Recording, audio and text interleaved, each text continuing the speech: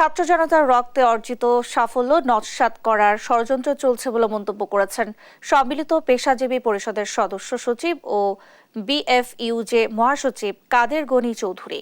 বৃহস্পতিবার সকালে নিউ ইয়র্কে অনুষ্ঠিত এক সংবর্ধনা ও মতবিনিময় সভায় এ মন্তব্য করেন তিনি। বলেন, ষড়যন্ত্র রুখে দিয়ে দেশ থেকে স্বৈরশাসন ও ফ্যাসিবাদ চিরতরে তাড়িয়ে দিতে হবে। দেশের মালিকানা জনগণকে বুঝিয়ে দিতে হবে। জানিয়ে এ সাংবাদিক নেতা বলেন, পাচার হওয়া অর্থ দেশে ফেরত আনতে হবে। শেয়ার বাজার কেলেঙ্কারির সাথে জড়িতদের বিচার করতে হবে। নানা প্রকল্পের নামে অর্থ লুটপাটের বিচার এবং ছাত্র জনতা হত্যাকারীদের দৃষ্টান্তমূলক শাস্তি দাবি করেন তিনি। শেখ হাসিনার নেতৃত্বে একটা ভয়ঙ্কর শাসন চলছিল বাংলাদেশে। দুনিয়ার ইতিহাসে এমন অসভ্য শাসন, এমন দুঃশাসন, এমন ভয়ঙ্কর শাসন আর আসেনি। শত শত মানুষকে নির্মমভাবে হত্যা করে চট্টগ্রামে গুম করা হয়েছে।